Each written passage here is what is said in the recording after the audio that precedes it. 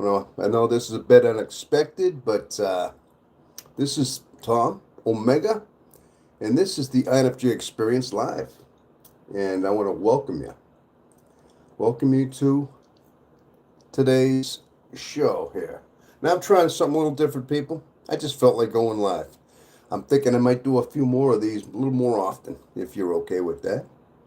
So if you happen to if you are stumbling across this, then it's good to see you.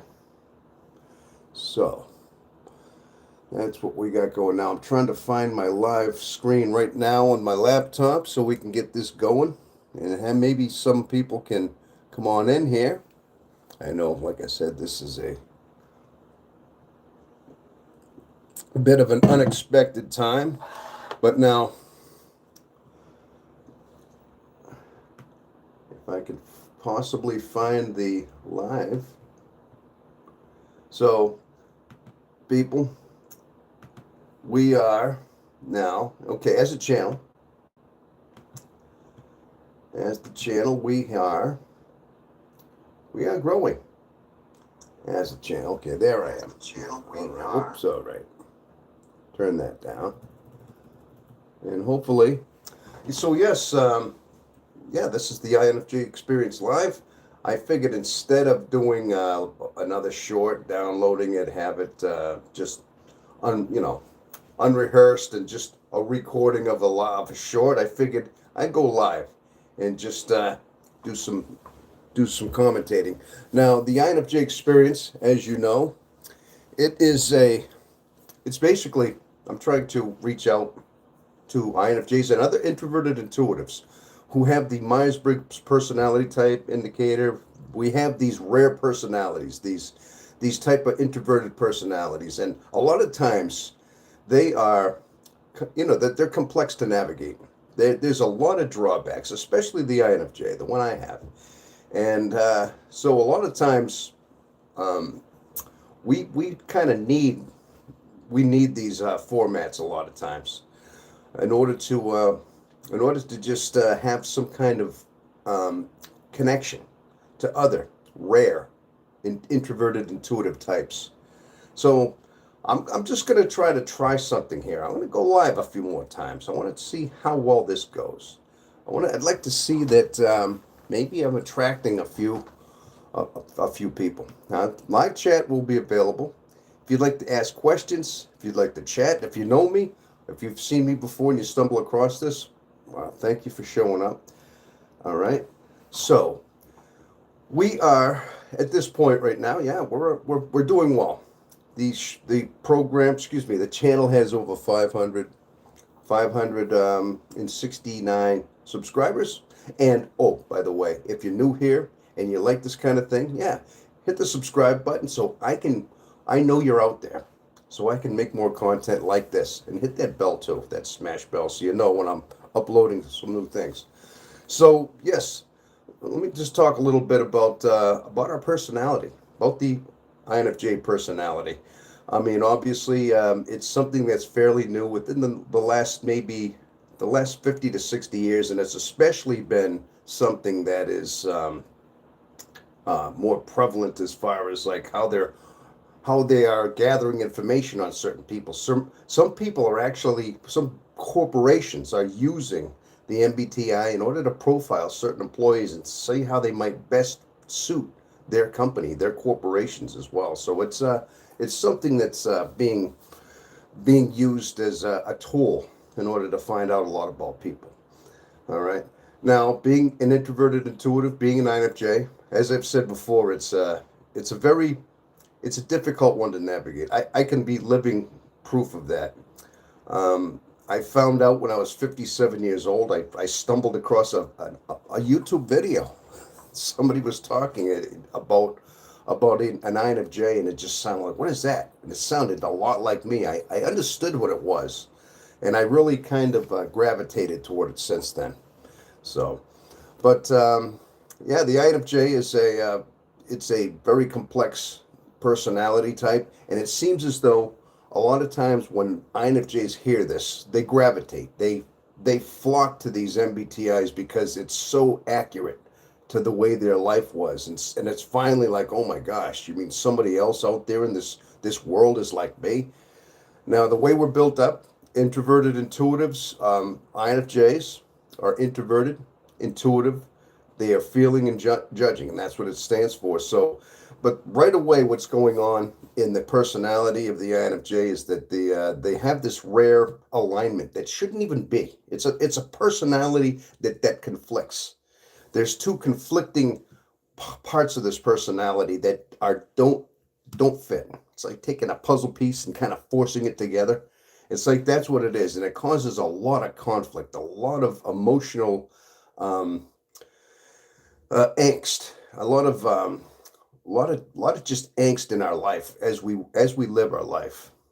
So we gravitate toward these channels, INFJs, especially because we have so many drawbacks to this personality. And this is what the channel is. Oh, hello there. How you doing there? Uh, do I like turtles? I'm getting a few feedbacks here, people. Hello, people. Tom is a hairy gentleman. Yeah, I'm growing a beard. Hello, people. How are you? Uh, okay, you're all new to this channel. I know if this is the INFJ Experience, and I'm trying to explain a little bit about what this show is and what it is. Okay. Now, of course, yes, if depending on your personality type, if you're introverted, intuitive, you kind of just you know things. You see things beyond what they are. You see beyond surface level. You can see people. You can read emotions. You have empathy. You're able to see people's deeper than what they are actually showing you in the surface. So that's basically. There's a lot of other things that I could talk about as far as that goes, and but basically, the INFJ is the lone wolf personality as well. Okay, a lot of times you hear about the lone wolves, these people that are loners, they're drifters sometimes, and they always seem to be those ones that never really seem to have a lot of friends. They keep to themselves. They're quiet. They're always alone. They're loner types. And so this is, but the thing is, a lot of times you think it's easy enough just to find friends, just to find people to hang out with, but it's not easy. It's not easy for this particular personality type. It really isn't. Only because it's so it isn't easy because a lot of times this is the conflict that I had spoken about earlier is the fact that we're introverted, we're intuitive, we're always wanting to have alone time. People drain a nine of J. They by just being in their presence, having time with them, having association with them, especially if it's toxic, if it's loud, if it's really boisterous, things like that. Our let's say our tolerance goes down. And it's like we get tired easy just from introversion. Now, there are extroverted types where people like crowds, love the life of the party. You know, the life of the party types. You go to a party and you just want the thing never to end. You just love having the more the merrier. And you're the type of person that just enjoys a party. These are the extroverted types. And these are the types that gather energy from other people. Those are the types.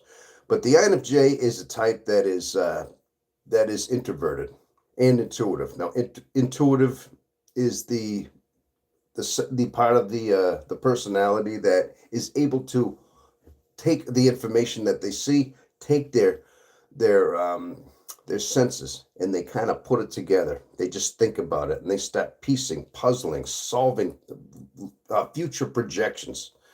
Here's an example would be you see a couple, maybe a boyfriend and a girlfriend, and you kind of just could read what's going on, but you could see the way one of them has a certain look in the eye, the certain phrases they use, the certain way that they say things. You kind of know in the future, oh my gosh, this isn't going to last long because they're thinking about doing something. You see, this is just a mild example, and it turns out you're true. It's like you read people. You can see things, you can see facial expressions, you can feel their emotions, you feel their empathy, and you kind of know what's going to happen before it does, and nobody else seems to. So that's intuition, and intuition works in many other ways. It's always being able to see the things that are on the surface, go deeper, and understand things in a deeper level. So that is basically what intuition is. Okay, but that's basically what this channel is all about. If you know, it's called the INFJ Experience, and it's a very rare personality type. And if anybody has or hasn't heard about it, oh, happy to you, see you live a day yesterday was Merry Christmas. Oh, Dahlia's Creations. Hey, how you doing? Darius, how you doing? Hey, awesome. I just okay. That's somebody I know. He's from he's actually somebody I've talked to before on chats. Yes, but anyway, so I'm live and we're doing this. But yeah, bottom line is that the INFJ personality type is it's part of the 16 personality types, and but we gravitate as INFJs. We seem to gravitate to the this personality type because we see ourselves. In all our lives, we've been struggling, trying to figure out a lot about ourselves as well. And we're isolated types, but also we're confused a lot. We go through our lives with a lot of mixed emotions simultaneously. We're a whirlwind of emotions. We're a very emotional type. Yeah, maybe I don't show it, but you know, but we are. We have a whirlwind of emotions most of our life, and a lot of times we suffer in silence, and we don't show it. And so, but sometimes we hear this said on these channels, and we say, "What does that mean?" And then all of a sudden, we want to know about this MBTI type because bottom line is that it helps educate us. It helps to basically helps us to understand our type. It helps us to know who we are and helps us to better fully understand. That's why a lot of times other introverted intuitive types feel these as well. They see this and they just want to know more about it. And being that it's a rare type, and that the people that it is less than 2% of the world population are INFJs, and in men, yeah, like me, it is less than 1% of in the world population. I mean, it's basically in men, it's less than 10 men in 1,000. It's like having a very rare affliction in a way, but it is a well documented personality type that just seems to be one that conflicts with itself.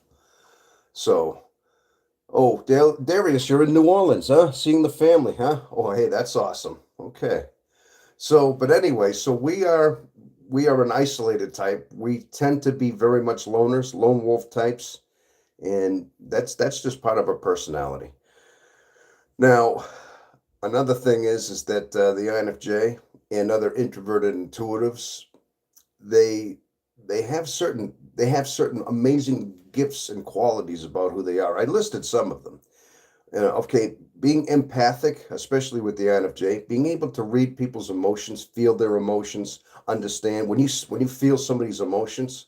If somebody's sad or something and you're near them, their proximity, you actually feel their sadness, things like that. You feel their great happiness. You'll feel their angst.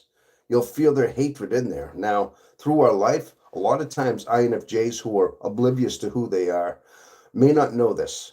And a lot of times this confuses them because they already may have their own world of issues going on, and they may be out in the world absorbing emotions, and they're picking up all sorts of emotions. And if they are oblivious to who they are and they don't understand what their empathy is, they're going to feel these. They're going to feel these emotions, think they are theirs. It may put them into some confusing turmoil in their mind. And they'll all of a sudden wonder, like, why did I think that? Why am I thinking this? What's wrong with me right now? Why am I going through this? And so, and it might just set them back a few days of just wondering why they thought the way they did, they felt the way they did. They'll think it was theirs. So that's why it is important.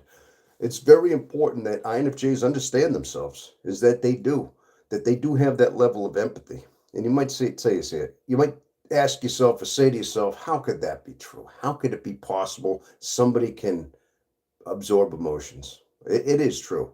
We are, in a sense, we are human beings after all. Now, if you want to look and mirror that the animal kingdom, animals and certain animals have certain things in their character. There are certain telepathic almost ways that they communicate. Flocks of birds know when to turn. They know when to turn in almost unison with each other. Hundreds of them. Certain, flocks of birds like starlings and pigeons and other type birds, as they fly in flocks, can turn. Schools of fish do the same thing. Schools of fish can be swimming and all of a sudden they just turn, almost like they're one body. And there could be hundreds of fish. Now, there are certain telepathic of qualities in animals that are unexplainable that they have. So, but human beings, being that humans, man is the most highly evolved creature, highly in-depth creature that has so many of these qualities of their own that they aren't even aware of. A lot of times we aren't aware of our own qualities that we have in our mind and the way we act and the way we can react. And we it seems as though we don't embrace this as a society to harness these, to understand our own selves in so many ways. You see, a lot of times the school system, the education system, they don't teach the fact that we have certain internal draws that are basically unexplainable in so many ways, like ESP and things like that. But I'm not going to get too deep into that now. My point is, people, is that we pick up empathy. We somehow transmit. We absorb energy from other people. The empaths, that is. Now, empaths are not necessarily, it's a certain personality type that is more susceptible. I think every human being has a certain level of empathy. I'm not saying that some certain people don't have it. Everybody has certain levels. But INFJs and other introverted intuitive types have a heightened level of empathy, and they're able to pick up emotions more with almost like a higher frequency in a way. I mean, if you want to think about it, I mean, it's like having a more high tech um, Wi-Fi almost. I mean, you look at Wi-Fi and that how I'm transmitting this right through the air, through the signals. I mean, we do it in an electronic way. We do this with technology, but we human beings and other animals, as I've described, have a sense of Wi-Fi with each other. We're able to pick things up, and just because you can't explain them, you can't scientifically explain them other than the fact that they happen, it doesn't mean that they don't exist. Okay. So these things do happen. So the INFJs are empathic. And my point is that, let me get back to my point, was the fact that because we are rare and because we are a rare breed, and we recognize ourselves in these channels, we see other people with that, and we're so rare, we gravitate. We want to learn more about ourselves. And that's why a lot of those types, our types, are so drawn to these channels and to these communities as well. So that's basically it, people. Now, anybody else said hi? Okay, I'm just looking to see if I recognize anybody. Darius, yep, I see Darius out there. He's still out there, huh? INFJ superpowers can be double-edged swords, especially when filtering emotions is challenging. Absolutely. Yeah, this guy, I mean, you got to check out his channel sometime. You should see some of the creations he's got. Guillotines that crush cans. He's quite something, Darius. No, but back to the original point, people. Good to see he's out there, though. Back to the original point, though. The personality types, depending on who you are, and if anybody's curious about their personality, if you just stumbled across this broadcast and you don't know who you are, maybe you're extroverted. There's free personality tests. There's 16personalities.com, and it's just kind of an animated thing, but they ask questions and they have kind of a graph and you basically ask not yes and no, but it's like heavily agree or disagree, and kind of ranges in between. And you can get an idea of your personality type, but you got to be honest about it. You got to really think, and don't answer it based on what you want it to be. Answer these questions based on what is the reality of who you are. But you might find out you're a certain rare personality. Now, if you're an INFJ, yes, then you are one of the rarest personality types on Earth. And there's a reason why we're rare. Oh, hold on. I can't believe a phone call just came ringing in there. It was some potential spams. I wouldn't worry about it. I get them sometimes, you know what I mean? Them potential spam, you know? But yes, that's basically what we are here for.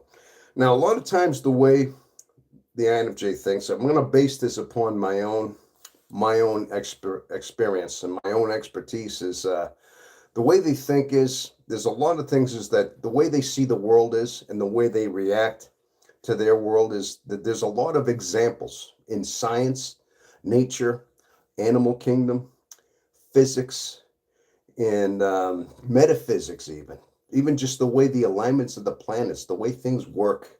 A lot of times in the mind that's so vast that INFJs and introverted intuitives have very vast, deep minds. And they think a lot because that's why they're introverted. They're always thinking. But when they think, they go very, very vastly. Now, INTJs, let's say, like a Elon Musk type.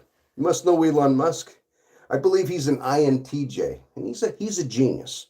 Now, you think of some of the things that he's put together. He's got his Tesla, and he's got his X, and he's a multi-billionaire, not just because he's Elon Musk, but the man's a brilliant genius. But he's an INTJ, but he's introverted, intuitive, but he thinks, and he creates, and he's got a very vast mind for things like the science, and obviously for electromagnetics and things. He's able to put together these cars that are self-charging, and they have solar panels on their roofs and things, and he has electromagnetic kind of charging within the rotors.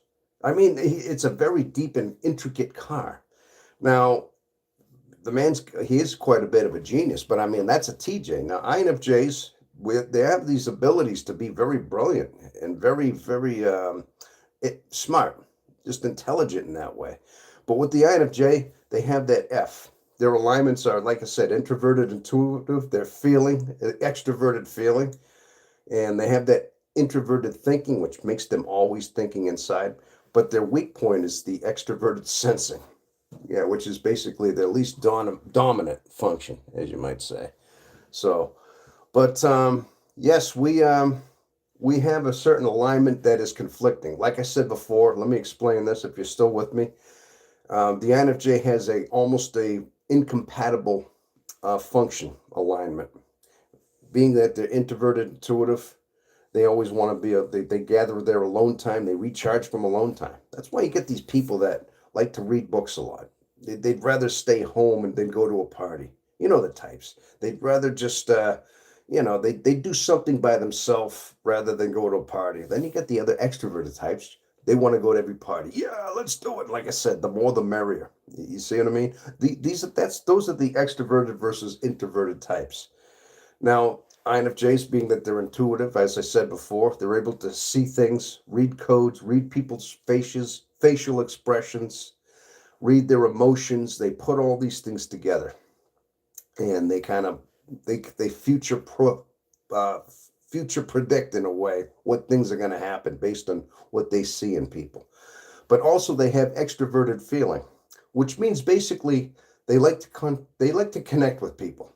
Kind of like a guy going on YouTube, doing a live broadcast, trying to talk to people online, in the middle of the day on a Friday, day after, see, that's extroverted feeling. They like to know they're helping. They like to know they're reaching out. They like to make connections to the very people that they're drained by.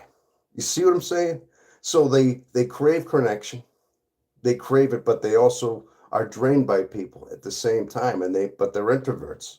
So these things, when INFJs are oblivious to who they are and what their type are, when they're oblivious to this, it gets to a point where they are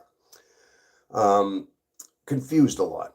And if they're oblivious, they're confused. They go through so many bouts of sadness, of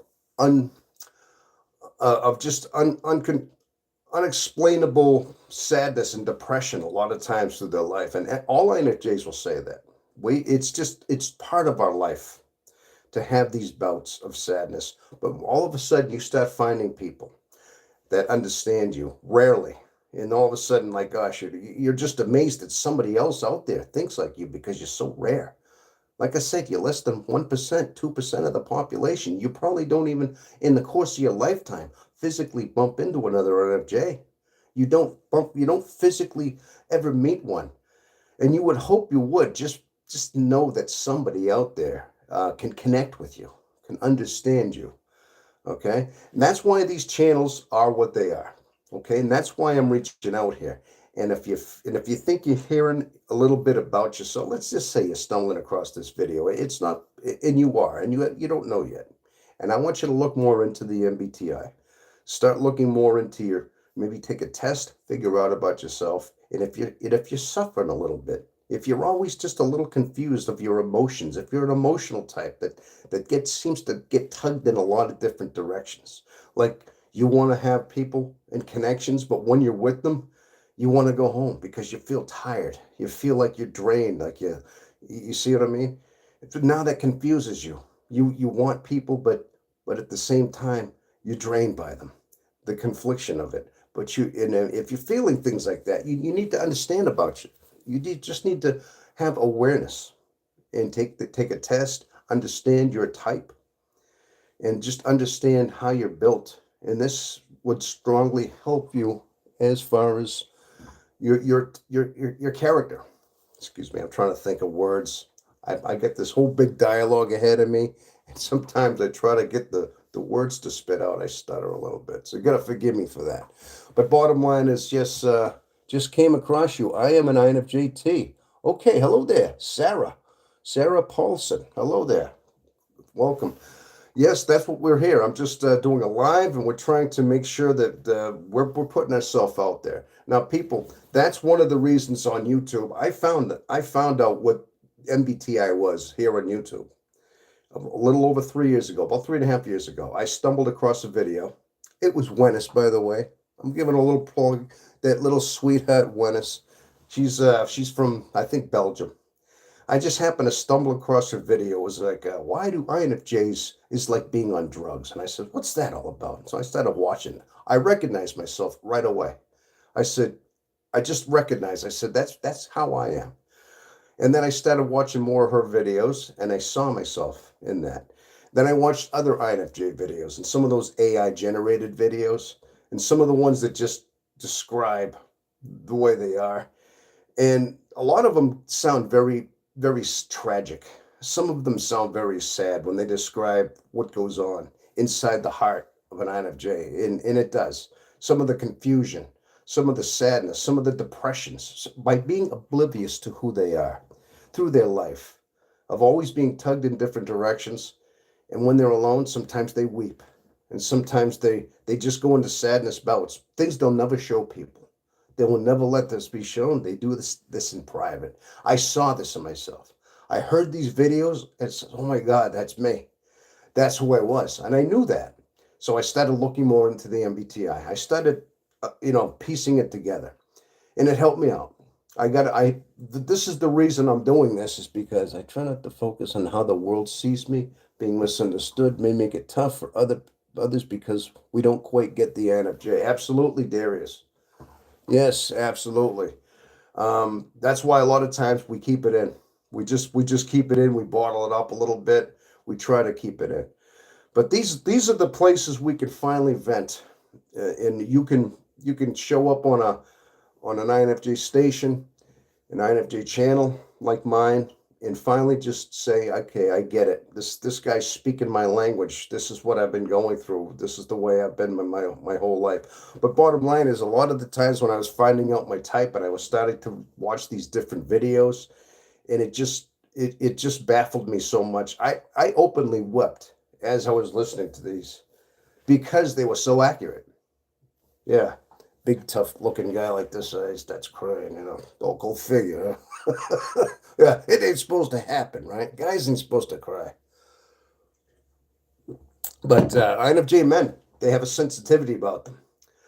But it's even more of a challenge for a man. And you guys know it. Darius, you know this. All you guys out there with this, we know it. Guys got to be strong. They got to be tough. They got to keep that strong exterior. They can't let that little that gushy heart show. You know what I mean? It ain't manly. You know what I mean? So we go through our lives having to put on this tough exterior, kind of like that oyster. The best way to describe an INFJ man, he's an oyster. Oysters have that shell, and you try to, of course, you want to eat the oyster. You got to shuck them. You got to find that certain angle to get that shell pried open. But when you finally get in there, what's that oyster? He's a little piece of goo. He's just a little pile of nothing. You kind of scoop him, you slurp him up. That's basically the INFJ man right there. He's got that tough, rugged exterior, and he can pierce right through your eye. He can look right through you. And he says, whoa, stay back. That guy's like, to mess with him. But if you really got to know that guy, you'd see his heart.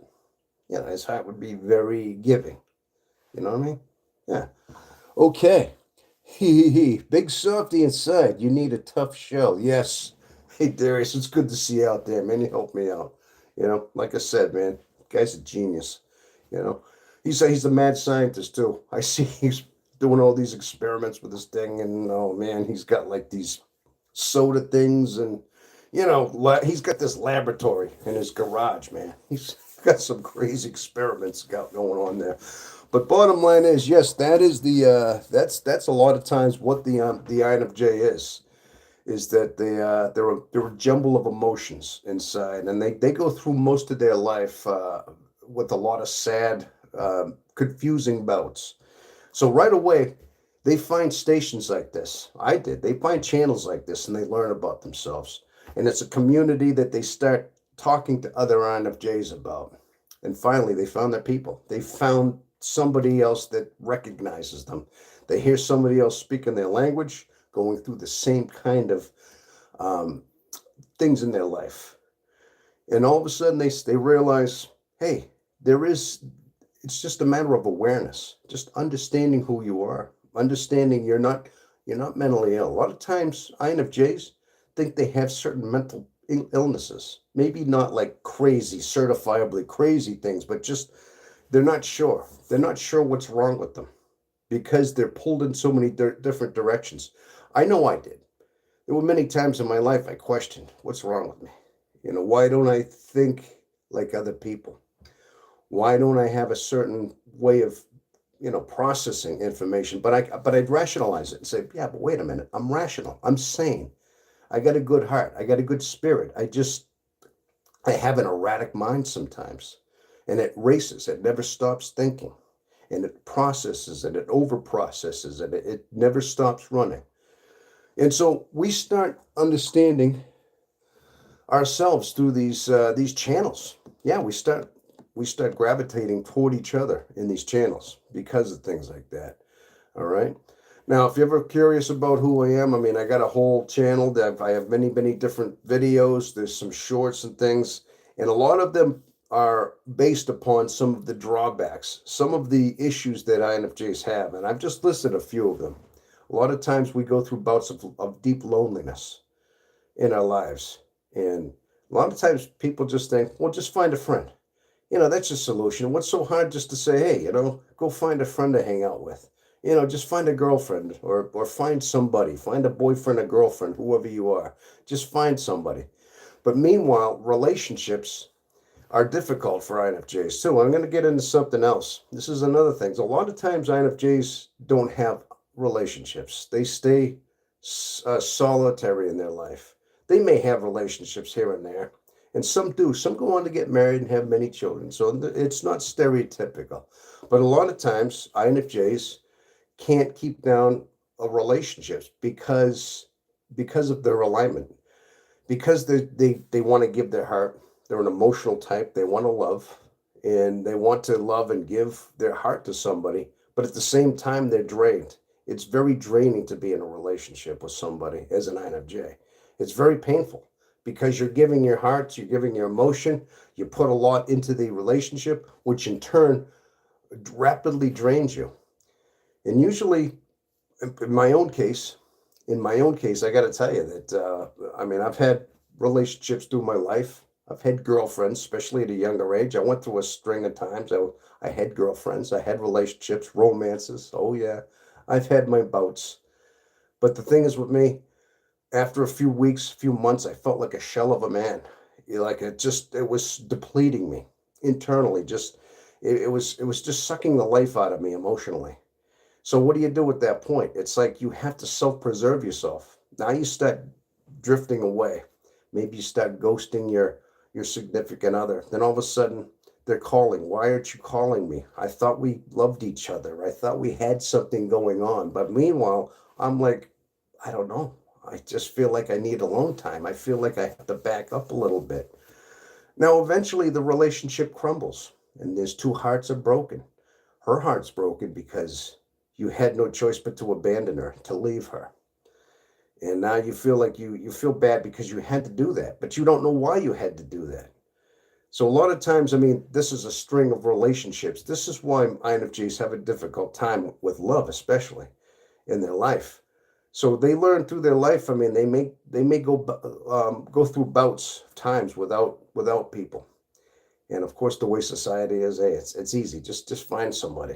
People think a lot of times it's easy just to find somebody. Not with INFJs because of things like that. So that's again that's why we need these channels. That's why we have to be here. Basically, spreading this positive news that you actually can find some kind of relief, some kind of camaraderie on a channel like this. Um, if you find an ENFP as a friend or partner, the INFJ can find some good happiness. Oh, really, Darius? Okay, somebody that's a little bit on the opposite spectrum of yours. Somebody that's in, extroverted and intuitive, feeling and perceiving. Okay, yeah, there's certain types they say are compatible with certain types. A lot of times that's matchmakers. Matchmakers do that a lot too. They take personality types and then they match other personality types and say these types will be compatible. See, yeah, okay. Well, but that's the reason why we are here and why we do what we do. Oh, by the way, if you're new to this channel and you feel as though you want to subscribe here, if you like what you see, yeah, hit that subscribe button. Let me know, and I'm gonna try to keep. I like to keep putting these on here, these live streams, some of my videos, my shorts, and things like that. But yes, but bottom line is, Jesus loves you. Yes, absolutely. Yes. Also, yes, that's another thing. Most INFJs, not all of them, they are very deeply spiritual in one way, shape, or form because they're so isolated, because they're so alone, and they find themselves. A lot of times, it's a confusing, like I said, personality to have. A lot of times, they find themselves very isolated in themselves, alone. I mean, deathly alone. I mean, chronically alone, and they can feel alone amongst other people because they're so introverted in this. Their introversion is so deep. They're in a world that they're all alone there. It's like being in this vast universe by yourself constantly. And usually the outside world is not quite in agreement with you. It doesn't jive with you. So a lot of times we feel this sadness and loneliness in our heart most of the time. But that's why INFJs are very spiritual because they have nowhere to go. The outside world only offers so much and so much that it has to offer that they look internally. They look deep within their heart to find some kind of camaraderie within their spirit, within God. They find kinship with their creator, literally within. And that's one of the reasons why they're so deeply spiritual in so many ways. ENFPs generally won't let someone suffer silently and are good at recognizing the silent pain of the INFJ. Is that right? Really, Darius? Okay. All right. Man, this guy, he's smart, huh? So he knows, obviously, they sense the INFJ and understand the silent inner mechanisms I have found. That guy's deep right there. Yeah. All right. Wow. Okay. So he's been doing his homework over there. It doesn't surprise me. It don't surprise me. The guy with his laboratory and everything, his videos, it don't surprise me. But yeah, that's one of the drawbacks that we have is that INFJs are chronically single, chronically alone. And but the thing is, though, is that they spend a good majority of their life like that. Maybe trying to find a soulmate, trying to find a certain somebody that they can or cannot have. Maybe you can find your soulmate. Maybe you find that perfect ENFP out there, Darius. Maybe it sounds like. Maybe you can find somebody that can get you. But hopefully it all aligns for you. But in some cases, the lone wolf syndrome is what they have. Basically, the lone wolf syndrome is just that. The lone wolf. And that's a lot of times what INFJs are. They are the lone wolves in the world too. They're the loners. They have to be alone a lot of times. People drain them. They have empathy. They're always picking up on emotions, and sometimes if they're oblivious to these emotions, if they're absorbing them, then they need to be separate from a lot of people most of the time. So they're not picking those up. That's the only way they can find a sense of relief, a sense of yeah, just relief from things like that is to be alone. I mean, it's a tough life, like I said. And then you have the extroverted feeling that wants to find connections after you've recharged. So it's a tugging. It's a tug of war. You basically have a tug of war in your emotions, in your heart, through your life. And if you don't know who you are, your type, this can tear you apart. It really pulls you apart in so many different directions. Now, a lot of times too, is that the INFJ is a strong-minded personality because of this. They're very intelligent because they use these moments of grief and they translate not these moments of sadness into strength. This is one of their redeeming qualities about them mostly. I mean, I can't speak for everybody, but the fact is that the INFJ is a strong-minded, resilient type. And they never, like I said, they typically don't show their emotions. They don't show their hand, and they suffer in silence and they rebound. And this is how they gather their strength. But again, if you're oblivious to it, it's so much more difficult. If you think you are just a freak of a nature, an anomaly, somebody who's strange, somebody who's a little bit quirky, eccentric, things like that, and you're not sure as to why, and you find out you're INFJ type, it's much more difficult not to know your type because you think you're all alone, even more so. But once you find out, like I said, these channels are what they're all about. This is an outreach as well. Once you find out that you are this type, you have a little bit of somewhere to, you finally found somebody who gets you. Somebody who's been through what you had. You thought nobody else goes through this but you because you're that rare. Now you start finding channels like this one here, and all of a sudden you realize that you have found your tribe. You found a certain camaraderie with others like that. Okay, I'm trying to see. Hello to everybody on here. I see your. I'm looking at your chats. I am glancing at them. I recognize a few faces, a few names. Excuse me, a few names. But some of you are brand new out there. So, but anyway, that's what this is all about. This is really what this station is about. And I'd like to build this community. My bottom line is, yes, I want to have it to be a large community. I'd like to do this more full time eventually. I mean, I only have a few years left in my before I retire. I got to tell you, I'm turning 61 years old. As you can see, I mean, as much gray as I got on my face, I got to be an old guy, you know. And I still work a full-time job. I'd like to think YouTube someday is going to be a job of mine. I'm really gearing toward that. But the thing is with YouTube, it's not like you apply for a job and you start the next day and here you go. I mean, you might get lucky. You got to put out a video. You got to put videos out there. You got to put out content that people start looking. And then you have to depend on people subscribing to you. You have to have a certain number of subscribers, certain number of hours, watch time, things like that. That's how you apply for this job. And usually it takes months, weeks, years even for people to finally, start getting paid for that job. It's a funny thing. It depends on how good you are and how well you can attract in an audience and draw people in. It's all about that. But oh, hey, who's this? Lab Creation Official. Hi, Tom. Where are you from? Oh, where am I from? I am from the United States of America. And in particular, there are 50 states in the United States of America, as we probably know. Those of us born in the United States, that is. But I'm from the fine state called the Granite State. You know where the Granite State is? Maybe you could tell me where the Granite State is. Somebody have a. Does anybody know where the Granite State is? and what the granite state is. That's the motto. Okay, and here's another clue. Live free or die is our motto. Oh, that's rugged right there. Live free or die. Vermont, very close, I tell you, right next door. Darius, that's Vermont. We're basically bordered. Vermont is an upside down New Hampshire.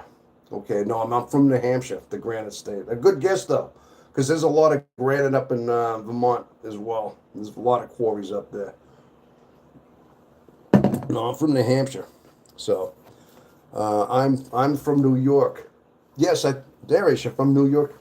Okay, New York, upstate or New York City? Probably. I would imagine upstate somewhere. I saw your video. You look like your garage. Yes, New Hampshire. Yes, yes. If you're just getting the riddle, I said yes. I also gave it away.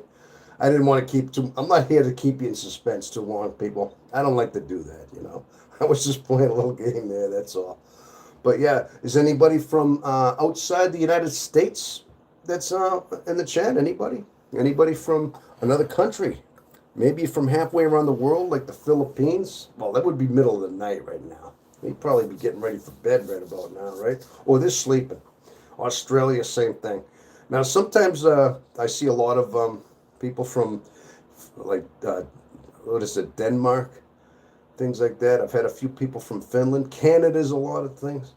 You know, one thing is English is a very widespread language, goes worldwide. That's a good thing because I don't really know any other language fluent as good old English here. But I'm sure I have a certain accent right now that's like, what kind of accent does this guy have? Where is he from? Because distinctive accents. There's so many different dialects and lexicons in just the United States alone. I mean, you got Texas and you got Florida, and you get some certain areas. It's even hard to understand. At least it used to be. It was hard to understand a Southern drawl back about 50 years ago. When you first heard that Southern drawl, it was like you thought they were speaking another language with that drawl, even from our own country. I can only imagine that. That's kind of what it's like in different countries. But the funny thing is, Australia, I understand the Australians pretty well. English, you understand the English. They use words we don't use, but they sound so unbelievably dignified and so like proper. It's like the King's English, as they call it, and it's like the perfect English. So a lot of times you hear that and you recognize it for just its authenticity. I mean, gosh, me living up in New Hampshire, I'm speaking some kind of hillbilly dialect to some people. It's like, listen to this guy. It's like half Boston accent, half kind of northern New England accent. So, but then again, I did grow up in the Boston area. If anybody's asking where I'm from, I grew up in Lynn, Massachusetts, which is just outside of Boston. It's north of Boston. And do you like Texas? Well, I've never lived there. I've traveled through there many years ago. I don't live there. I actually thought about moving there because I was drawn to it for a bit, but things just never happened. I decided to settle in New Hampshire, stayed up here. I bought a home up here, which I'm in right now. I'm in my little home here. But, I do like Texas as far as just the way they run things, the way Texas is kind of set up and all. Yeah, it seems like a decent state. Now, I'm not going to get too political on here. I'm going to keep this thing just as is. But Texas, because they got good weather too. I mean, it gets hot in the summertime. I know some of the temperatures go well above 100. In some areas, it's a dry heat. Yeah, but but then again, they're probably not dealing with snow in winter. Like right now, it's 16 degrees outside my house. Yeah. And it probably went down to like 3 degrees in my house last night. I'm not sure what that is in Celsius. I think it's below it's minus Celsius, whatever 16 degrees is. Hey Tom, I just found your channel and I can relate with what you're saying. I just don't understand what INFJs is, and could you go on more with the details? Absolutely. I was just kind of trying to converse with some of you out there on your chats, and yeah, I did go on to that a little bit earlier. Okay, there are 16 personality types, and this question is for Max Gu- Gutierrez. I hope I'm saying that right. Max, I'm gonna call you Max. He's asking a question, wants to know what the INFJ is. And if you feel like you have some of this, okay, there is the Myers-Briggs personality type indicator, also called the MBTI. If you look that up online, you'll find out that what the MBTI is. Originally, the psychologist Carl Jung, Jung, he devised a way of understanding people, and they all fell into certain categories. There are four distinctive types. Like INFJ stands for introverted, N is for the intuitive, F is for feeling, and the J is judging. Now, there are 16 different combinations that people fall into, and he came up with this whole system. I mean, Myers-Briggs, I guess, kind of broke it into the 16. Basically, Carl Jung came up with the four different fundamental types. I mean, the functions, as they call them. So there's you could be either an introverted type or you're an extroverted type. Okay, and introverts are people that they're basically the loner types. They're the people that are alone. They like to read books. They don't talk a lot. They're the ones that are quiet. They prefer to stay home than go to the movies with a bunch of friends. That's basically it. Then you have the extrovert types that are just like I said, the opposite. Extrovert types like people. They gather energy. They gather their life. They like going to parties. They're the types that are the life of the party. They're the ones that are just always they seem like they're at a party and they just get more charged. They get more energized the longer the party goes. Those are the extroverted types. While introverts might stay an hour and they're like drained and they want to go home at that same party. Then you have the intuitive versus the sensors. There's intuitive types, which are the N, and then there is the sensing type, which is like I said, the S for sensing. Sensing type people basically gather their information from their senses. Basically, they hear, they see, they pick up the vibrations and sounds and their senses based on that, and that's mainly their sense that they rely on, and they gather their information and they compute and they base things based on their sense. Now, introverted people, introverts, the N, is more the type that they pick up the senses, but they also kind of process. They take these things and they have their introverted intuition and their introversion and their intuition, and they see things deeper. They look at facial expressions. They look at the way people speak. They look at the way people shift their tone of their voice. They may look at the certain decisions they make, and they can also just kind of look at the situation around them, but they future project. They piece it together, and they can see what's going to happen in the in the long run, and they can read certain people. They base it that a lot of times is they put everything together. They understand human nature. They understand the way people are, the way they react. They can detect lies even. Introverted intuitives usually are good lie detectors because of this. They can tell when people are telling little fibs, just the way they might kind of smirk when they tell something. That little smirk means they just lied. Maybe they raised their eyebrow just enough. Maybe they look away, they get shifty eyed. Intuitive types pick up on things like that, while sensor types do to an extent, but not the same way. So that's usually your differences between sensors and introverted types. Okay, intuitive type. Excuse me. And I'm still answering your question. I'm still answering your question here. Now the feeling versus the thinking. Now the next one is T versus F. Like I said, INFJs are feeler types. The and then there's the thinker types. A lot of times, feeler types are more emotional. It's basically your emotions, the way you pick up emotions, and the way you process things logically. All right. There's logical things where you think pretty much you don't have an emotional side to you. You think based on facts, evidence, truth. You see what I'm saying? And then of course you have the feeling types that are emotional. Now some people are more emotional typically, where they make decisions based on how it makes you feel or how it's going to affect people around you. Okay. You might have somebody like, it doesn't seem like a logical decision, but you know it's not gonna, if you do something, it's just not gonna make certain people feel right. You see? Now you might say you shouldn't think that way, and in certain situations we shouldn't be overly emotional or overly logical.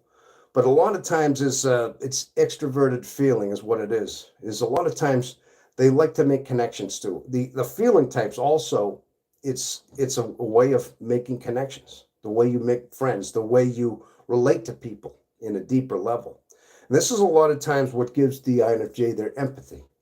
Like I told you before, I mentioned that INFJs typically are empaths, and they absorb emotions. They pick up people's emotions. They could be in a room and just feel emotions. I mean, almost telepathically in a way, like Wi-Fi. They're picking up on emotions. And not to say other types don't have this. I think every human being has a level of empathy. I think we all do, but some types, INFJs in particular, are probably ones that have a more sensitive um, indicator to empathy. They feel emotions deeper and things like that. So that's a lot of what the feeling versus the thinking type is. Okay, I'm still explaining. I got one more. The J versus the P. Then you have J, which is judging, and then the other side is perceiving. Now, judger types are more very orderly. They like things pretty much in categories. And usually, a lot of times, INFJs, the way they think, the way they process, they like things that, like I said, their long term projection, they like things pretty much in order. And they're long term projectors. And they usually like to plan things out, is a judger type. They see things, they don't want to just do things in the moment. They want to see the end result, and they're going to get to that end result. Basically, it's like always having a chess mind. If I'm going to use this analogy, you know how in chess you're always supposed to think two, three, four step moves ahead. You're making this move, but you're already thinking of that third move that you're going to make. Okay, that's your end move that you're doing, and you're always thinking. Well, the judger type is kind of like that, like where you're always thinking of the end result, like you're thinking days, hours ahead of time of what you're doing now.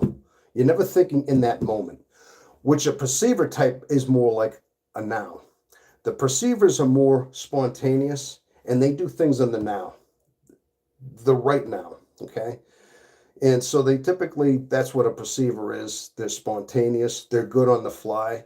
And depending on people that are perceivers, and depending on what, like, they're extroverted, like the EP, usually they're extroverted and perceivers. They're very good, like in that moment. They can read a room instantly, they can read a situation, and they can react. Almost like athletes. A lot of times your athletes are like ESTP types, the extroverted perceiver types, in so many ways, because they have to make these decisions. They have to do something in that moment. You see the way football is. You have to be trained in such a way to know a play. You know your position. You know your assignment for that play, but you're executing it in that moment. You see, while judger types want us, they're looking beyond that. They're looking ahead of things like that. That's basically what it is. So if you're ever curious about what that is in the INFJ, it's the rarest of the 16 personality types. I think it's either the very rarest or the second rarest, depending. There's only like 1 to 2% of the population are INFJs. It's a rare one, so there's not a lot. And but the thing is, like I said, we gravitate to these channels only because not only is it a rare personality, it's a difficult one to navigate. It's very complex. It's very it's very confusing a lot of times in our life, especially if we don't know our types. And it can be very painful. It can be a painful life if you're not sure of who you are. And if you're absorbing people's emotions and you're thinking they're yours, a lot of times that's what goes on. You're around people, and all of a sudden you start getting like you want to leave. And then when you leave, you're not sure why you want to leave, because you just felt sad all of a sudden, and you thought it was you. You thought you got angry, and you're like you had to leave, and it might affect your day for the rest of the day, or even days after. A lot of times that's what happens when you don't understand your empathy. You don't understand what level of the way you think your alignments are. And that's why INFJs gravitate toward these channels, because of things like that, because they have such a difficult time deciphering their thoughts through their life. Well, anyway, I hope I answered that. If you ever want to, so Max, if you want to look a little bit more into the MBTI, yeah, there's lots of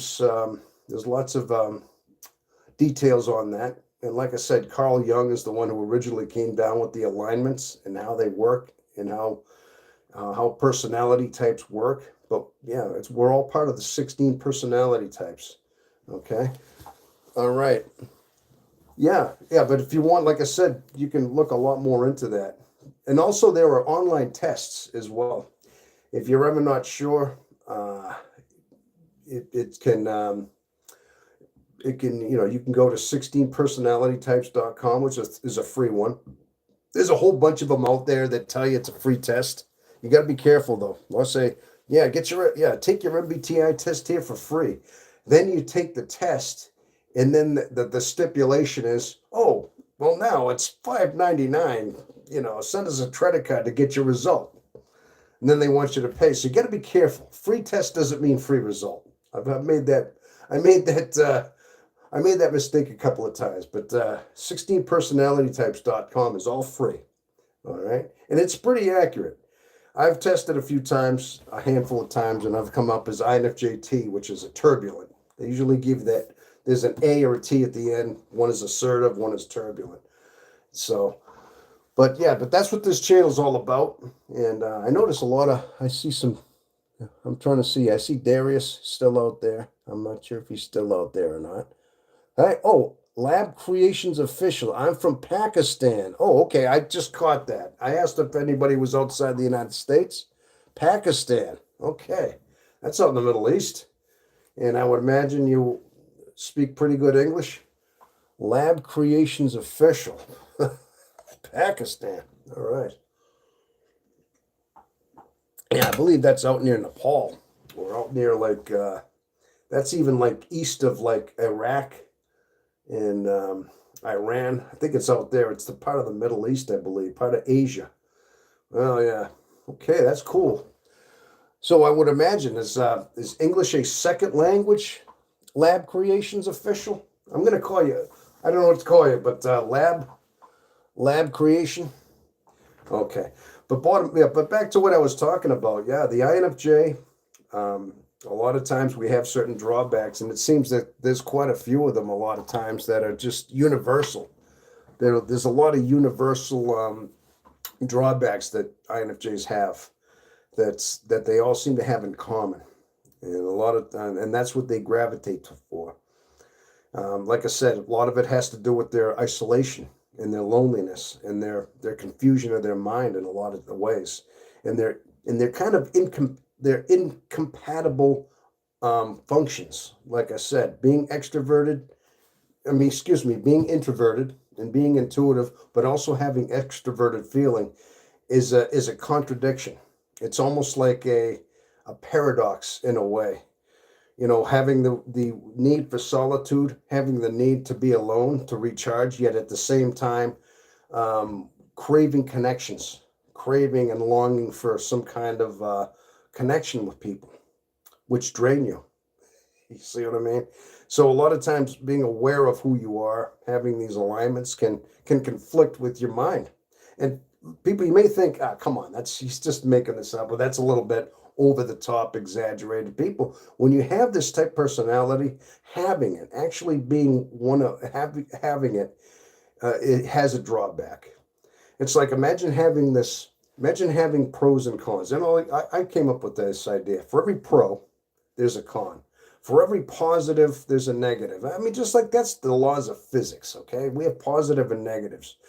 Now, there's certain things that we have that are attributes, that are gifts. Like so every personality type has a certain attribute about them. Like I said, extroverted types have certain. They're very good at reading people. They're good at the room. That they're good at reading people, having connections with people. They gather their information, but at the same time, they're probably the type that if they were into a situation where they had nobody, they would probably not know how to function. If let's just say they ended up on a deserted island and there was nobody, they never would have had a way of of being without anybody. They need that stimulation.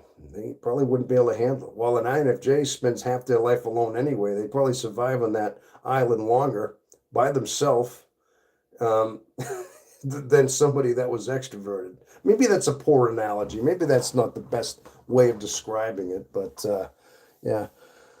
Okay, so yeah, turbulent. I am the storm, and I am the storm itself. Darius, oh, you are the storm itself. So, Darius, very turbulent, are you? Huh? Okay, yeah. Hey, I'm with you there, man. I'll drink to that, Darius. I'm turbulent myself, you know. And I got to tell you though, one of the reasons I do this show is this channel is because of the fact I found out my MBTI type on YouTube here. I found it out, and I got to tell you, since I understood my type, and this is what I advocate for, just to if you are a personality type that's struggling, and it could be just the way your alignments are, you got to learn how you think. You got to learn how you process your mind. Not everybody thinks the same way, people. You know that. I mean, men and women are different. Let's just face it, okay? We know men and women in general, okay? We think differently. I mean, men are more logical, traditionally. I'm not saying with that it's all cookie cutter, but typically women are more emotional, okay? We kind of know that, okay? That's kind of a given things is that boys and girls have a different way of thinking. I mean, some people may have a problem with me saying that, but I mean, that's just a fact today. I mean, just as we have different body parts and different plumbing down there, and you know what I mean, we're built different physically, okay?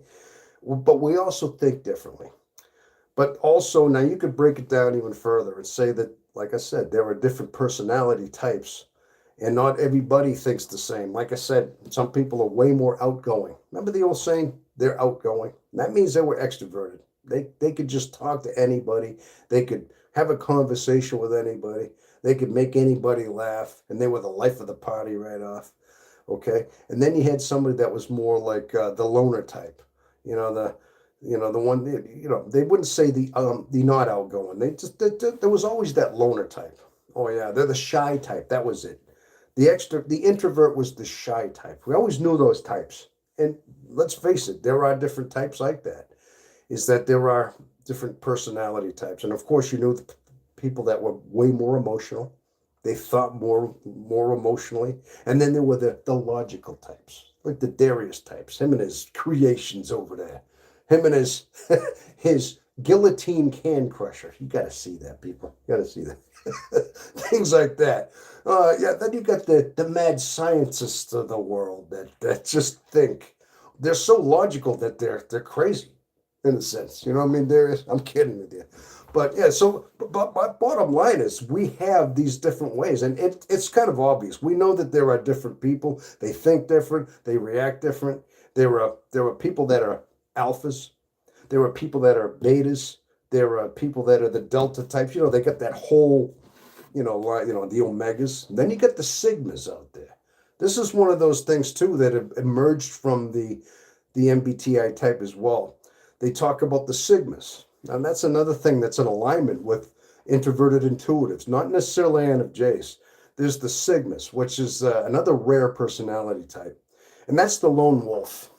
I mean, you base it a lot of times we base our ranks upon the animal kingdom. Now, of course, you've got lion prides. You got that big male lion. He's like the king, You get the females. They hunt, but it's all based on the order. Wolf packs are most notorious for that. Dogs and wolves. The canine has that hierarchy within their pride, their tribe, whatever it is, their pack, I should say. So, but there's always that one Sigma dog, that lone wolf, at some point breaks away from the pack. The one that drifts, that goes off, the one that explores, that just seems to go out of the pack, decides to live by itself. They call that the lone wolf. And so, but the thing is that was that an introvert? I mean, there's a reason why they do it. I think there's speculation. They figure that lone wolf goes off to find other packs to mate with in order to basically broaden the DNA. broaden the DNA code, making the code stronger, more resilient by not keeping it so tight knit within the one pack.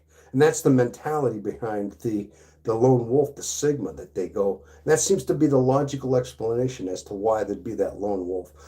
But in human hierarchy, in hierarchy of man, yes, there are lone wolf types. There are certain personality types, and usually it is the INs, the introverted intuitives, and in particular INFJs.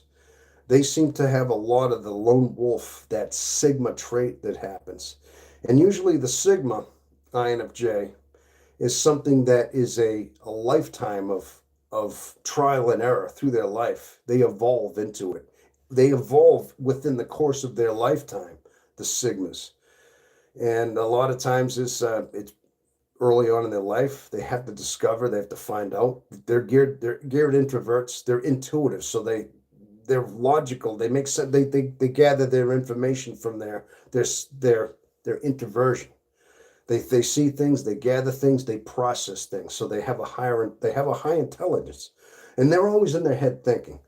So, but bottom line is, it becomes a certain completion. The lone wolf is okay on their own. They have a harder life. They have a more difficult life because they're fending for themselves. They don't have that strength in numbers, so they have to be more cunning, more resilient, and a lot more scrappy in a lot of ways to survive out in the wild. Same thing with the lone wolf, the Sigma man, the Sigma human, whatever you want to say, is it's a development. But there are certain personality types that become these Sigma types, these lone wolf types. And like I said, a lot of times INFJs in general are the lone wolf, the Sigma types as well. Yeah, so that's another thing that's all part of this personality and how they align. Okay, so, all right. Okay, what time is it? I gotta find out the time. Yeah, I still have to go to work in a few hours here. I was gonna do a live. I wanted to do a live and 1:51. Is it 12? It's almost 1 o'clock, is it? Yeah. I've been here 71 minutes ago. I can't believe how time flies here. Charles K in 2050. What does that mean? 2050. You're talking about we would make up friends if on a deserted island. Wilson. Okay. Now, who's Wilson? Darius. Okay, yeah. Connection is certainly a sought thing, but the INFJ craves depths. Yes, very good point. Darius, they crave depth. Yeah, a lot of times that's exactly that. Thanks for that. Yeah, INFJs, when they reach out for friends, when they want friendships, a lot of times it can't be just regular. Hey, go, hey, let's go have a beer. Yeah, let's go play pool. Hey, yeah, which is fun. Don't get me wrong, that can be, but a lot of times INFJs crave a depth. They crave a connection that is basically what I'm doing right now. They want to know. They want to know what's going on in your mind. They want to know how your soul is doing. They want to know the ins and out of you. They basically want to know what kind of spirit you have. Are you a type that is seeking God? Are you the type that has a spiritual longing, a drive, things like that? That's another thing that the FE is about. It's about that craving of connection, deep connection. And a lot of times that's something that the INFJ craves. And a lot of times they can't find that. They don't have that connection because a lot of people are surface level. And a lot of people want to keep it that way because a lot of times it's uncomfortable. People don't want to reveal a lot about their innermost selves because they feel violated. And I can say in some ways it can be, depending on how far you want to go. I mean, but some people crave that. They just want they want a deeper connection. I mean, they don't want to know what your intimate life is with your partner. They don't want to know that. I mean, not that they want to know little details. I mean, but they really want to know the depth of your soul. That's what Darius was talking about. That connection, that crave depth, is they just like to have a good one-on-one, in-depth conversation about how your soul is. You see what it is? INFJs have that deep, rich inner world, and they're in their head a lot. And I've said before, they're introverted and intuitive, so that gives them this really deep, vast inner world, and they think a lot. and a lot of times they're in there, and they're very much isolated and alone most of the time. And like I said, that's one of the reasons why they're so spiritual. They like to gear toward a spirituality of themselves. But also, when you think about it too, the introverted intuitive likes that connection, like I said, on a deeper level. They want, in some way, just to know that they can kind of mingle in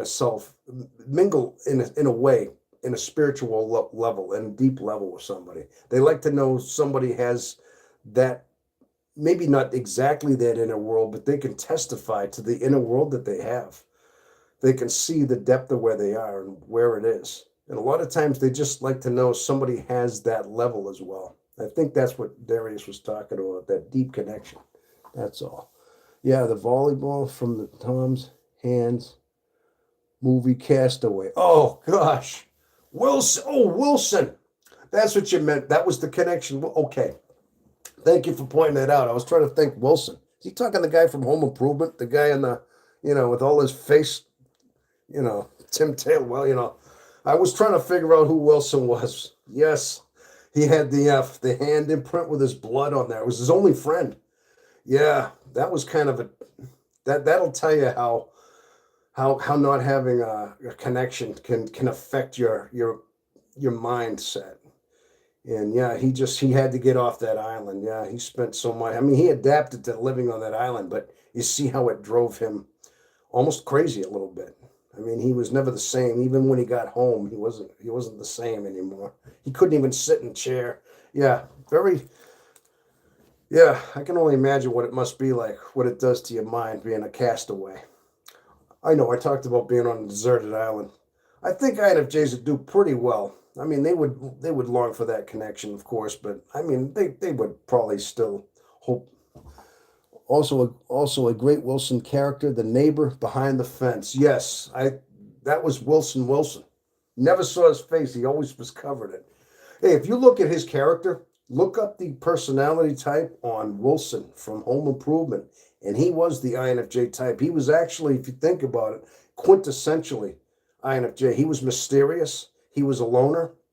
He was always alone, and he was like Tim's therapist in a way. Remember, Tim would always go out in the backyard. Hey, Wilson, he'd ask him a question, and then he'd always give him the answer. But he was always very philosophical. Remember, he knew everything. The guy was like a plethora of everything. And one time he said, Wilson, is there anything you don't know? And Wilson said, I don't know. Beautiful answer, too. He didn't know if he didn't know everything. So he knew everything. He knew some things about everything, about psychology, about everything. He had an answer. So yeah, he was the quintessential INFJ, if you really want to think about it, though. Well, anyway, people, I'm so glad I had this little bit of a broadcast here. I think I can't believe 77 minutes went by. I'm thinking I'm going to start doing a few lives, maybe shorter live segments and a little bit more often. Yeah. So, but I'm glad. Oh, Piece 25. Hey, I'm glad you found it. Hey, I must have missed you. Listen, I didn't announce this. I didn't make an announcement. This was very kind of unplanned for me. I decided last night I was going to try to do a couple of shorter live broadcasts before I went to work. That's all. But it's good to hear from you. Piece 25. There's another one of she's been with a lot of my broadcasts. One of the we have part of this channel, actually, a major part of this channel. Very, very. We've communicated many times. Good to see you, Peace. By the way, how's everything going? Is your therapy going well? Everything going well? You feeling good? How was your Christmas? All that good stuff? I'm just asking a few questions. That's all. Yes, but anyway, that's basically, if you want a description, there's certain characteristics of INFJs out there that are pretty much quintessential. Like I said, Wilson from Home Improvement comes to mind. Remember Obi-Wan Kenobi? He was another, like, one of those INFJs. He had that strong intuition, and he was a loner type. He was that. Remember that? He's just a crazy hermit. Lives out in the middle of the desert. Yeah, remember that? So he was that guy. So Yeah, that's usually who the INFJ is. They're always that kind of mysterious, kind of drifter type that you don't really get to know very much. But when you do get to know them, you realize that they baffle you with they're completely like you misread them almost like completely. They're the types you realize how deep they are when you finally do get to know them. Hey, how about that? Remember on Home Alone? Remember the old man who was putting the sand and cleaning the driveways? Old man Marley, was that his name? There you go, kind of like that. He had that gruffy look and he'd stare at you like yeah, he was gonna rip your face off. But then he saved his life. Hey, he comes up to him in church, hey, and he talks and he says, "Hey, man, this guy's cool." I mean, that's pretty much the INFJ right there. You finally figure out that they come up and you talk. It's like, oh my gosh, they're the sweetest people you'd ever want to meet. That's just the character. But they kind of have that rough exterior that just says, "Stay away, get away from me." They have a look, intimidating look about them. But behind the scene, that they're completely opposite. So funny creature, the INFJ. So that's basically what we're talking about right there. His eyes turned soft all of a sudden. Yes, exactly. He did. Oh, you talking about old man Marley shoveling the snow? Yeah, remember that his brother had a story. Oh, his family just disappeared, and he put them in the cellar, and he ground their bones, and now he's scattering their remains every winter, bit by bit, as he's putting the salt out. Remember? He's like, "Oh my God, that's the like that was the story his brother told him." Remember? Like he was some psycho. Turns out, yeah, he beat up the bad guys and saved his life and all that. Yeah. So haven't started therapy yet. I start on the 15th of January. I'm hanging in there. Uh, I hope you had a good. Hope your holiday was good. Yeah, I went over to my nephew's house and saw my brother. I wish my brother's 3.5 years older than me. He's my closest brother. He's kind of letting himself go a little bit. He's put on a lot of weight. It looks like he's kind of his hips, and he says he wants to retire in the next few months. I mean, he's turning 65. But he says he can't even really get to that point. I mean, kind of concerned. I mean, it looks like he's just kind of letting himself go a little bit, but not really much you can do. I mean, I kind of see it as, I don't know if it's that he's given up, but I mean, he really needs to, maybe get a little more like active. But not much I can do about that really. So, well, I hope everything went well for you on your Christmas as well. So, but this is the day after Christmas. Also, we're heading into the new year in the next couple of days next year. I mean, I should say yeah, next Thursday is New Year's Day, 2026. It'll be a whole new year. This will be. I started this channel is 6 months old. I started it back in I think June of 2025, and 6 months into it, I like the progress. I like the comments. I just love it when I see old faces and old names here, and it just makes my day when you come back and I see you like that. And some of the ones that it just brightens my day to see how our channel is growing and things like that. But yeah, that's why we're here.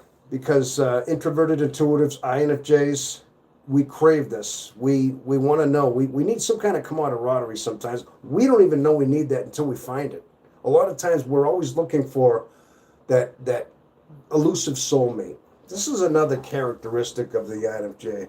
Because of the way they're always looking for somebody that gets them. Yeah, they're looking for that deep connection. They want that deep kind of a connection with somebody.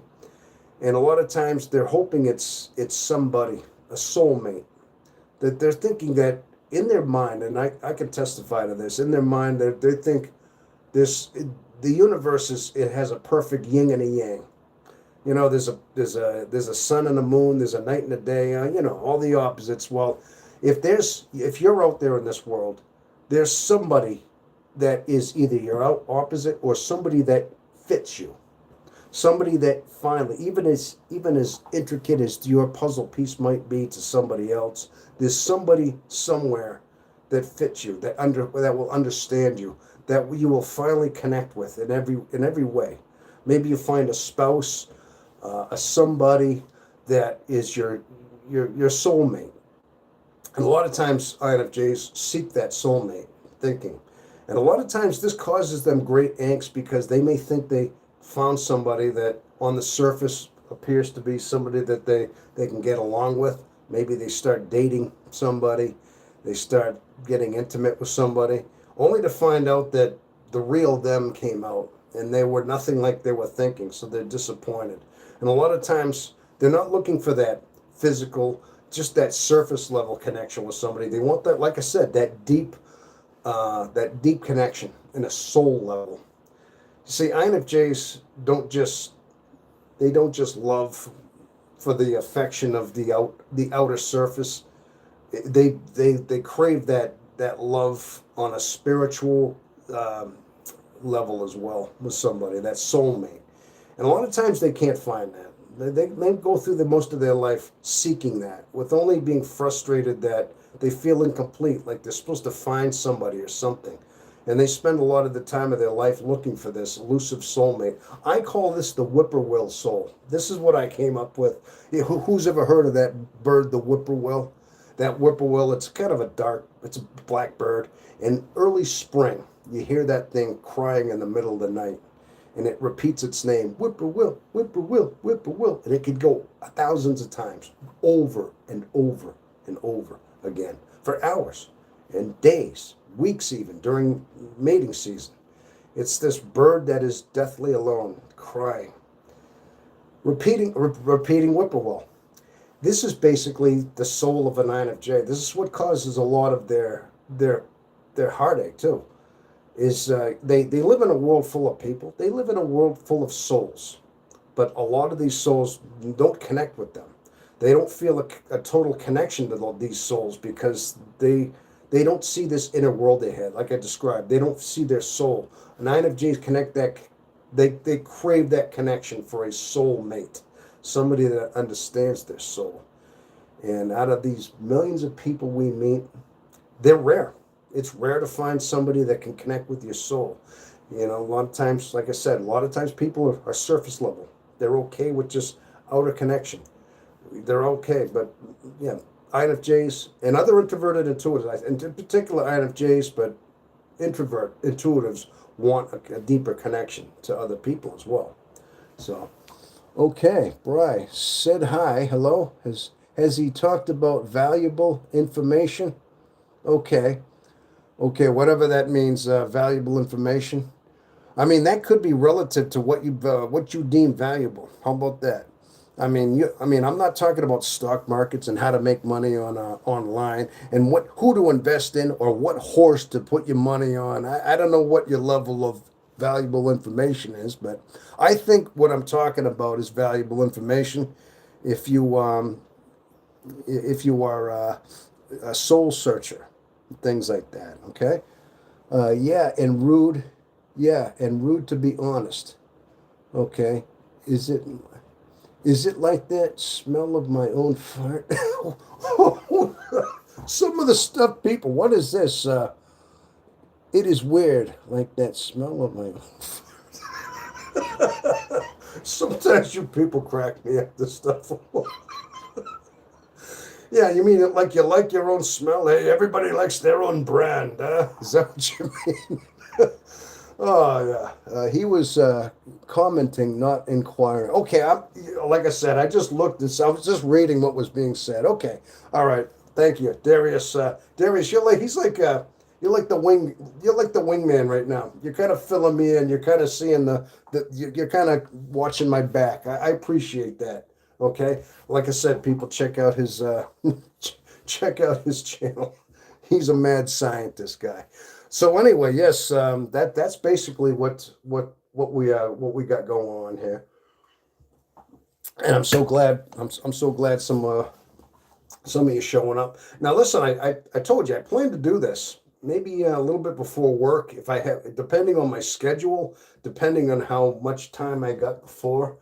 I mean, I have to wrap it up in a little bit because I got to pack a lunch and I got to drive to work and I got to do a job. Unfortunately, that's something I still have to do in this world is I still got to work for a living. I'm hoping eventually I transition into this full time. It may take me a lot of time, but again, I'm projecting into my own future. I'm laying down seeds now so that eventually this starts to become a channel that I can rely on as far as that goes. But I'm entering that time in my life, that point in my life where I want to contribute. I'm hoping that people hear our voices out here, that we connect with other introverted intuitives that are struggling, that are somehow searching, longing for something that's deeper than themselves. And these channels offer that. I'm proof of that because it helped me. Just knowing that YouTube has these connections, and YouTube has a plethora, an endless plethora of niches, and being the personality types are a certain niche. And of course, INFJs gravitate toward the MBTI. They glom onto it probably more than any other type. I know I did. I was so fascinated with understanding what that was when I found out what it meant because it was a way of understanding myself more. And INFJs want and crave deeper understanding of themselves, and they need to because they're so confused. They have a confusing mind. They have a very, like I said, they're intelligent. They have a deep intelligence, a deep level of understanding, a deep level of logic, very logical and emotional. They're kind of both. They're a hybrid of both. And they have a lot to offer this world. They really do. But they have such a confusing drawback to their character, and that's their inner turmoil. And we all know this, people. If you're an INFJ, you know the inner turmoil you've had your whole life. It's almost like having a torture chamber in your brain sometime. That's the only way to describe it. Sometimes we feel as our own brain, our own mind, our own thought process is almost captive, keeping us captive in a way, and hurting us, torturing us. We start believing thoughts, and we're pulled in every direction, causing this grief, an unbelievable amount of loneliness, sadness, and grief sometimes in our life. We go through bouts in our life. We come out of it. We come out of it, and we go through. But we may go through these bouts of sadness in our life that we can't explain. Now, when you start understanding your personality type, as I'm advocating for here, when you figure out that you have this personality type, and you start understanding yourself, and you start to educate yourself and find out how you think, the way your mind processes and things, and you find out other plights of other INFJs, and you realize, oh my God, these people they all been through what I've been through, and you knew they had a hard life, and that's the only way to describe it. You knew they all had a hard life like you did from the time they were children. Yes, their hard life has forged them. It has chiseled them. It has molded them into these fortresses, these strong-minded, very strong-willed people that are extremely independent, very resilient people. I mean, it actually chiseled them into this mental mind that is like a steel trap. But it was so difficult and so painful to get there. But you realize that there are other people out there like you. It isn't just you. And that's the beauty of it, is that you finally found your people in a sense. Okay? So that's why these channels are what they are. And that's why I'm doing what I'm doing. So that we can find a community, find a certain safe haven here. And we can get together, and I can see what I like to see is that there's chatting and there's communication amongst everybody as I'm talking. I mean, that's what our community is here, okay? And that's what these communities have to offer. Now, people, I have a lot of grand visions for this channel as it goes further. I'd like to find out if I could do one-on-one consultations at some point in the future. I still have a lot to learn, people. I'm still very new at this. I have a channel, I have a phone, I have my iPhone, I have a laptop, I got a channel. And I have a communication, and I'm talking to you right there, right now. There's so much more in depth into YouTube that I have to learn about as I embark further into this job, whatever you want to say. It's going to be years in the making, but that's okay. I will adapt. I want to adapt. But yeah, but what keeps me motivated is seeing your comments, just knowing you're out there, seeing that you're supporting this channel, and not only that people, if you're part, it isn't just me. I'm just the guy who does the talking. The people that support this channel are the channel. You're the backbone. It wouldn't be anything without you. Bottom line, you're the whole nucleus of what this is. So I just want you to know that. Darius, what do you got there? Same here. It opened a book on how the understanding people, the MBTI. There you go. So you kind of just it's an opening. It's a very eye opening for INFJs to find out. I'm thinking other introverted intuitives as well. We find out about our personality, and it's like a breath of fresh air. It's painful in the beginning because it's such a. I had a mixed emotion when I first found out, and I realized that, oh my God, there's other people. I wept. Not just for myself. I wept to know that other people out there are going through what I went through. All right. Excuse me. All right, gather it, Tom. So anyway, that's basically what we got going on here. Is that yeah, we just want to connect, make that connection. We need to know that we're making an impact on the earth, on the world here. And I think INFJs hold a certain. There's a certain reason why they're as rare as they are in other INs, introverted intuitives, INs, I could say. There's a certain rarity about them, but there's got to be a reason why. Like in science. Here's one for you, Darius. Hopefully I get this analogy correct. Maybe you can correct me if. Well, hold on a minute here. Hopefully you can correct me if I'm wrong on this, Darius. But you know how the atoms work? There's always a couple of photons. I can't remember. There's always a couple of stray ones. Like I know that for instance, the helium molecule has an atom, and I think it has one solitary orbital that goes around it, and that's why it's so light. That's why it floats. It's either an electron or a proton. I don't know. Maybe I know you're a chemist. And you help me out here, but my point is that oh gosh, what was the point? I was trying to draw an analogy. See, I always use physics and things like that. Um, the proton, being that it's a simple proton. I mean, there's always that one proton or photon that seems to go outside the orbit, almost like that comet that reaches out, and it takes 86 years for the Halley's Comet to come out, while the other planets are always in a circle. There's always that eccentric orbit, that goes out. That's the different orbit. I was trying to make a point. Of course, I step away to order food when chemistry came up. I knew it would pique your interest. I was trying to draw an analogy. In chemistry, I was just trying to say, what is that element that goes around a helium?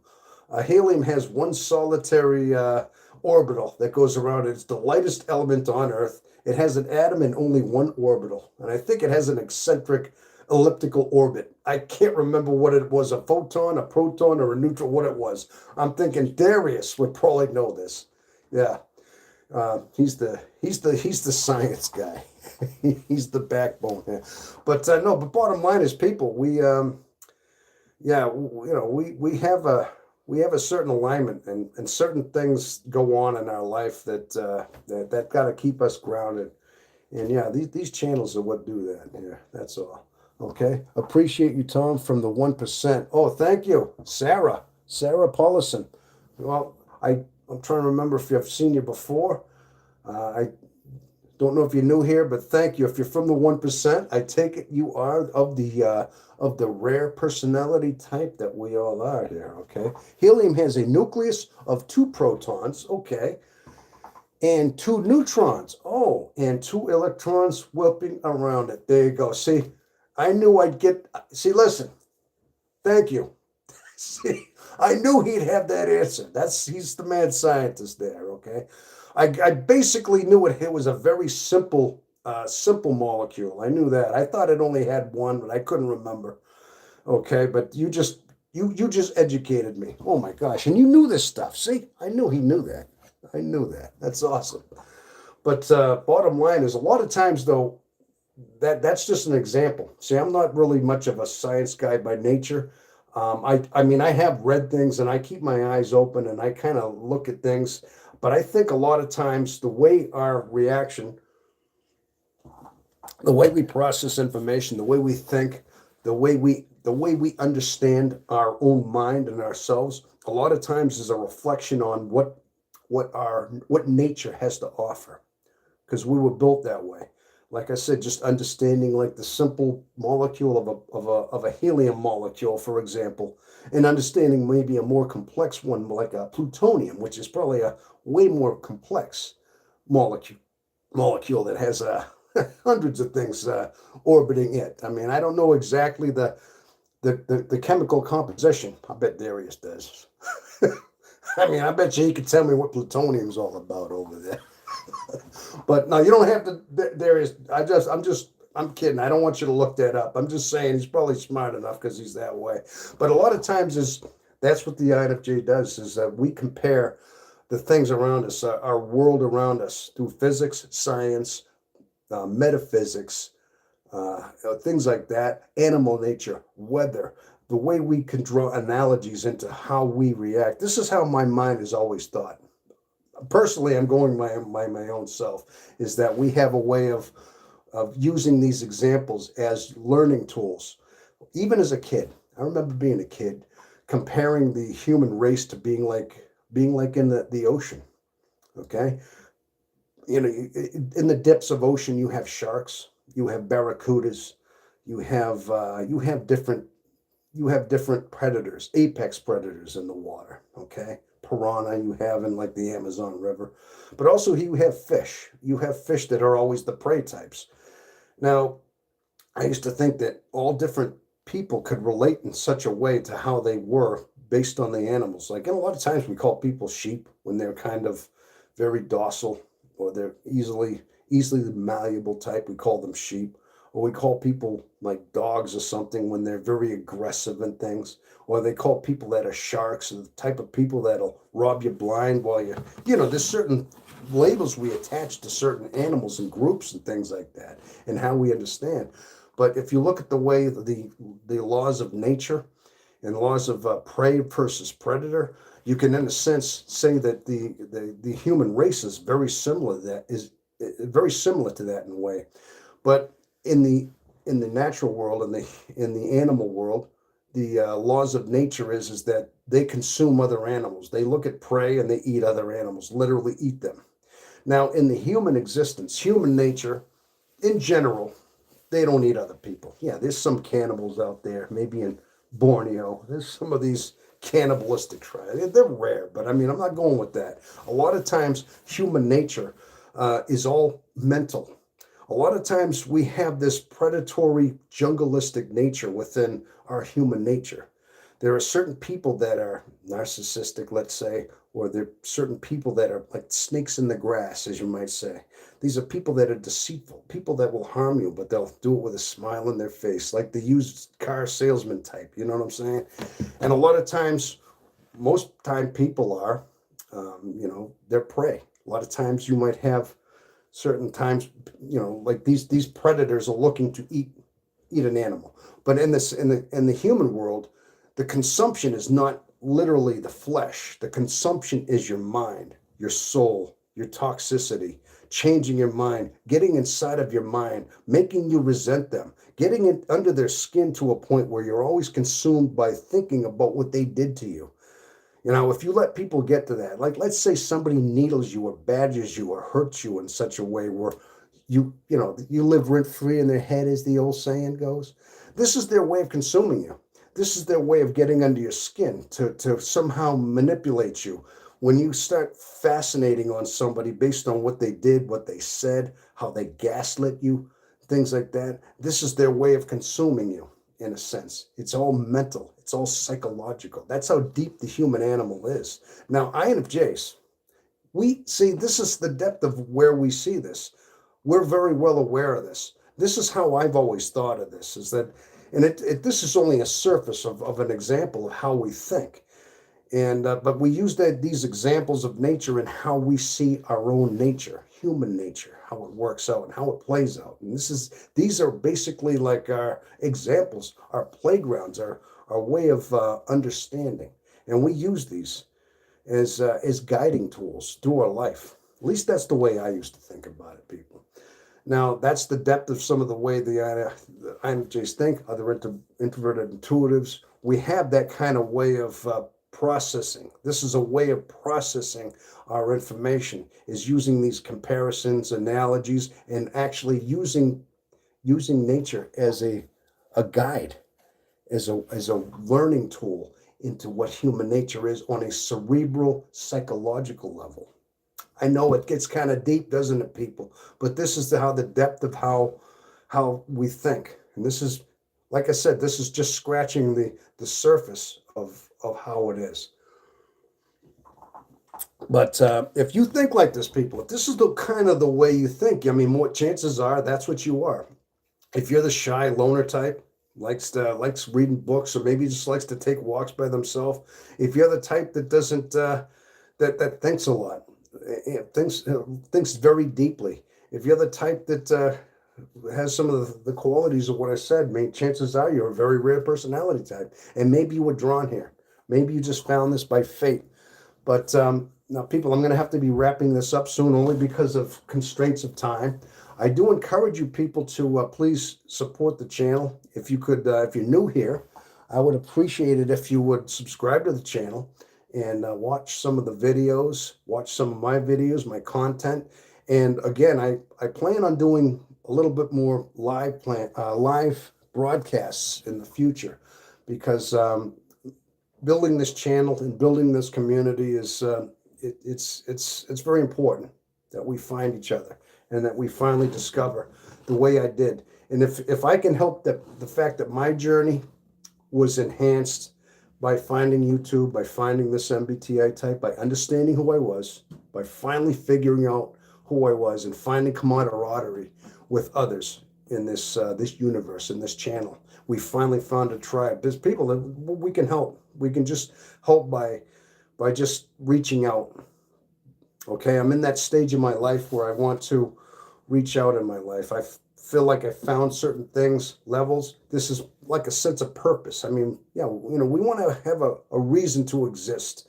There's got to be a reason why we get up in the morning, and that's not just to put in 8-12 hours a day, whatever it is, working, in the frigid cold in the middle of the night, just to get 3/4 of your check, back after taxes, after medical expenses, just so you can pay your mortgage. There's got to be more.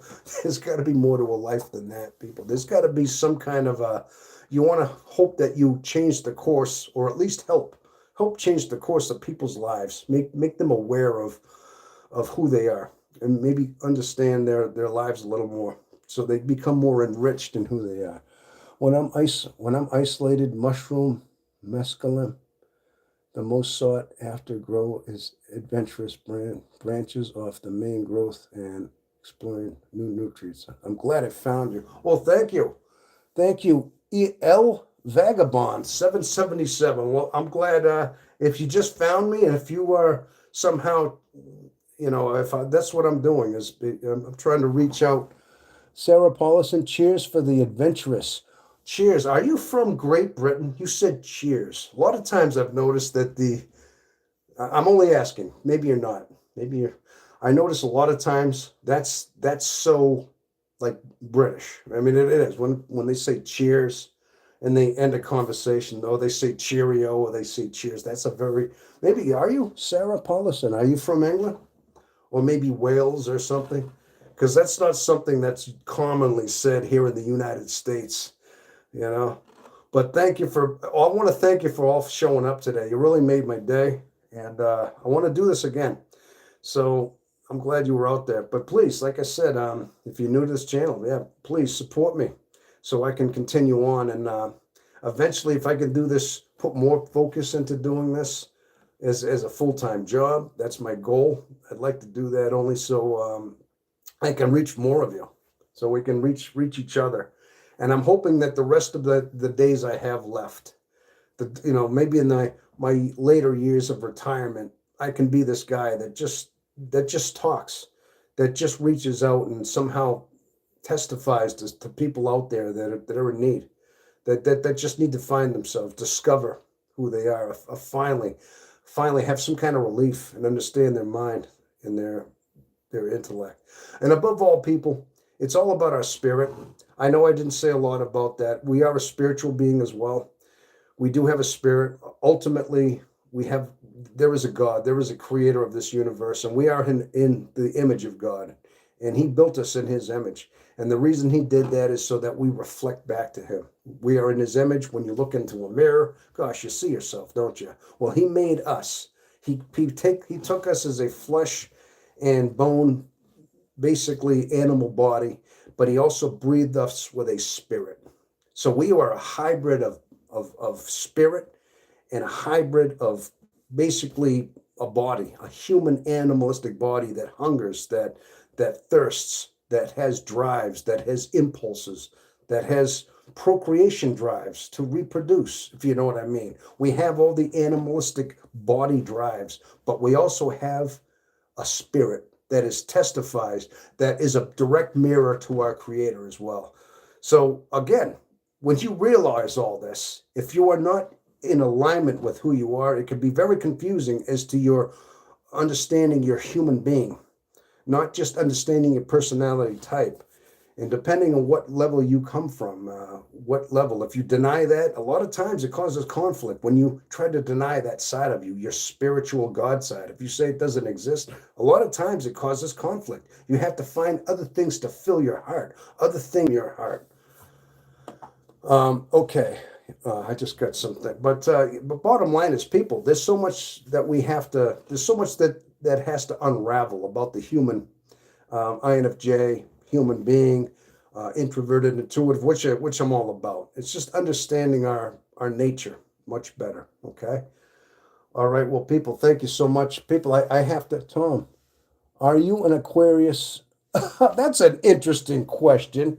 Piece 25. Actually, are you that intuitive to know? I am an Aquarius. Yes. Peace. Is that either that's an incredibly lucky guess, or maybe I said that in the past and you remember I said that, or you're that intuitive. I don't know. But my gosh, see that?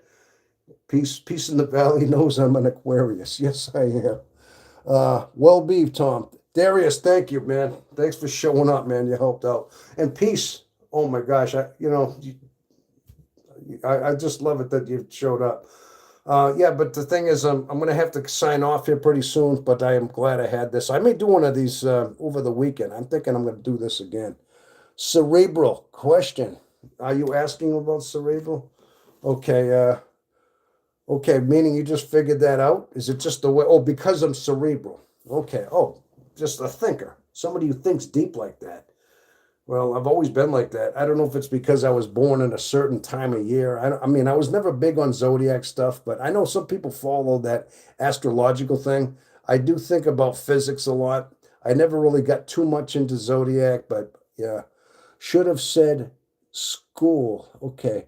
My intuition tells me so. Well, your intuition was spot on there.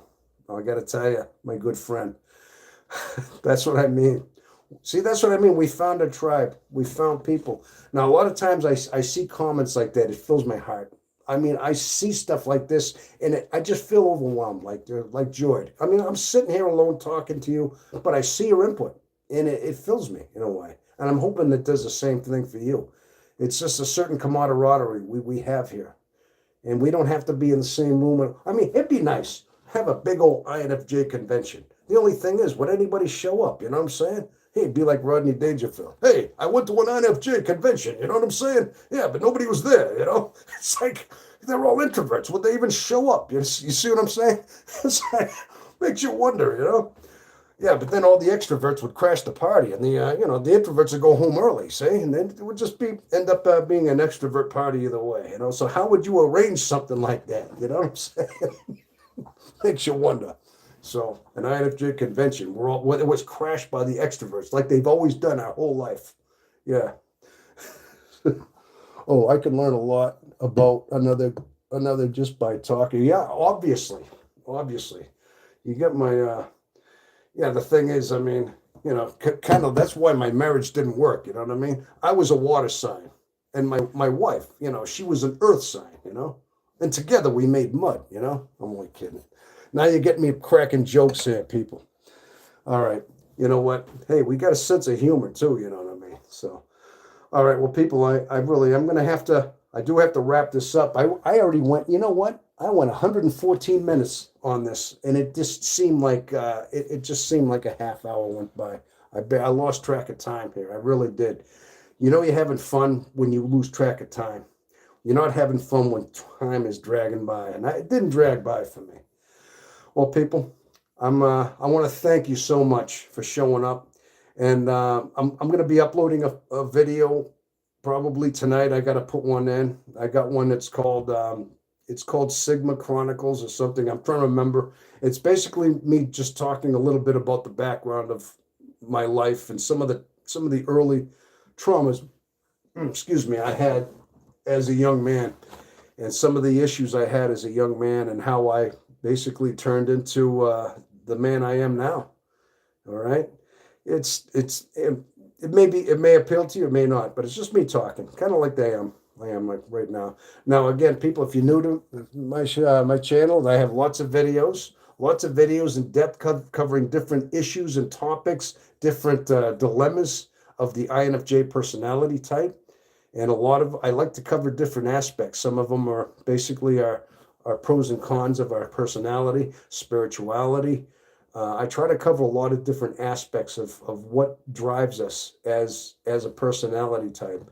And I have many, many shorts too. People seem to like these shorts, those 3-minute shorts. I just come up with little segments, and a lot of people they've been getting popular. I got a lot of those too. So there's a lot of little material out there. If you're interested, if you're new to the channel, subscribe and watch some of my videos. And it's basically me, but just a kind of recorded version of me, just not live. You know what I'm saying? Okay. All right. Well, people, thank you so much, and for all my good friends out there that showed up to kind of give me kind of watch my back. Thank you so much. I hope you have a good night and work and be safe out now. Thank you. Peace. I appreciate that, good friend. I guess it depends on which earth sign. Okay. All right, people. Well, this is Tom Omega, and I'm signing off. Well, and as I always say, thank you and have a wonderful rest of your day. All right.